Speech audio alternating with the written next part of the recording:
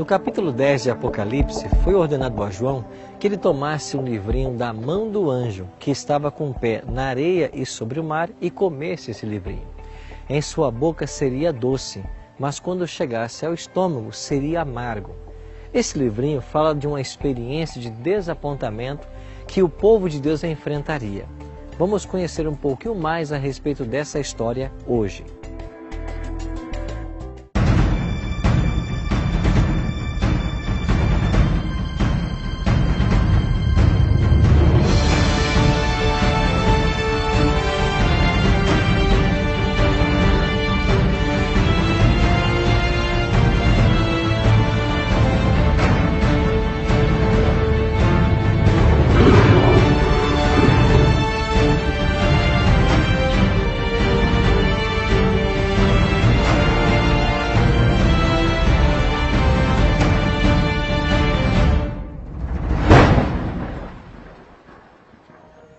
Olá amigos, sejam bem-vindos mais uma vez ao estudo do livro do Apocalipse. Chegamos agora ao capítulo 10, a experiência de João e o livrinho, doce na boca e amargo no estômago. Eu queria convidar você a lermos Apocalipse capítulo 10, versos 1 e 2. Vi outro anjo forte descendo do céu, envolto em nuvem, com o arco-íris por cima de sua cabeça. O rosto era como o sol, e as pernas como colunas de fogo, e tinha na mão um livrinho aberto. Pôs o pé direito sobre o mar e o esquerdo sobre a terra. No estudo anterior, analisamos as 7 trombetas do livro do Apocalipse. Vimos que as 7 trombetas são juízos de advertência da parte de Deus para que as pessoas se arrependam e voltem para Ele antes que venham juízos mais severos, as 7 pragas.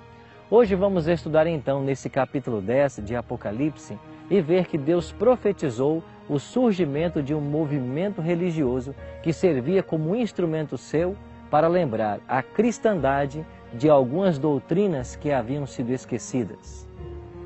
O anjo que aparece no verso que acabamos de ler, ele é semelhante ao Filho do Homem. Essa expressão já havia aparecido em Apocalipse 1, 13 a 16. É Jesus Cristo. As comparações que vamos ver a seguir nos ajudam a identificar esse anjo com Cristo.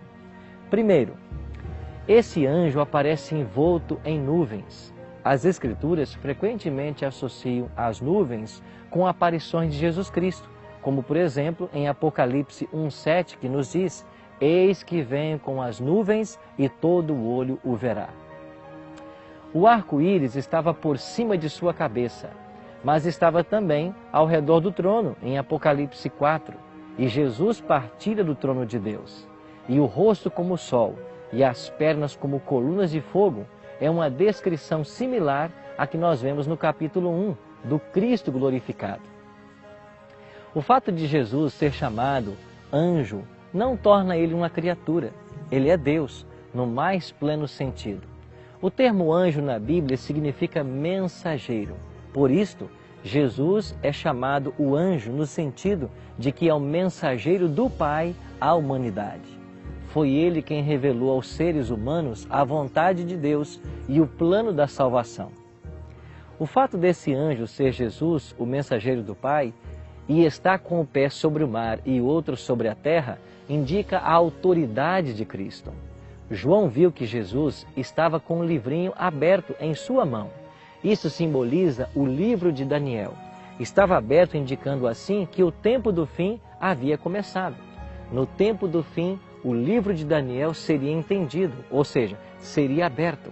Esse tempo do fim começa depois de 1798, ano em que a profecia dos 1260 anos termina.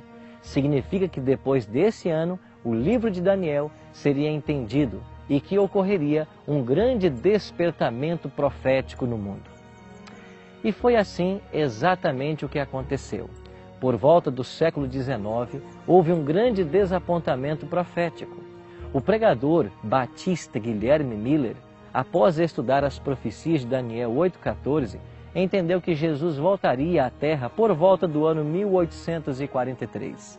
Essa descoberta fez com que muitos cristãos tomassem a decisão de se preparar para o retorno de Jesus.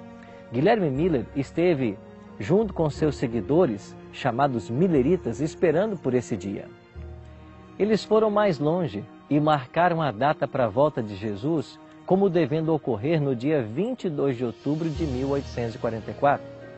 Os cristãos estavam muito alegres com as notícias da volta de Jesus. Tinham esperança de que logo o sofrimento e o pecado terminariam. Entretanto, Jesus não veio na data estipulada e houve um grande desapontamento. Muitos cristãos abandonaram a fé. Com aquele desapontamento, os Milleritas se dividiram em vários grupos. Um desses grupos cria que a data estava correta, mas não o evento. Esse grupo pesquisou mais na palavra de Deus e compreendeu posteriormente que a data não apontava para a volta de Jesus, mas para o início de uma nova fase do seu ministério no santuário celestial. Depois, desenvolveram outras doutrinas, como por exemplo a crença no sábado, como um dia sagrado, o dom profético, e no ano de 1863 organizaram-se como os Adventistas do sétimo dia. É aqui, amigo, que podemos ver que a profecia de Apocalipse 10 se encaixa perfeitamente com o desapontamento de 1844. A alegria, a doçura da volta de Jesus seria doce como mel, como o livrinho era doce na boca de João. Porém, o desapontamento pela chegada ou pela não chegada do Salvador em 1844 foi amargo, ou seja, o livrinho amargo no estômago.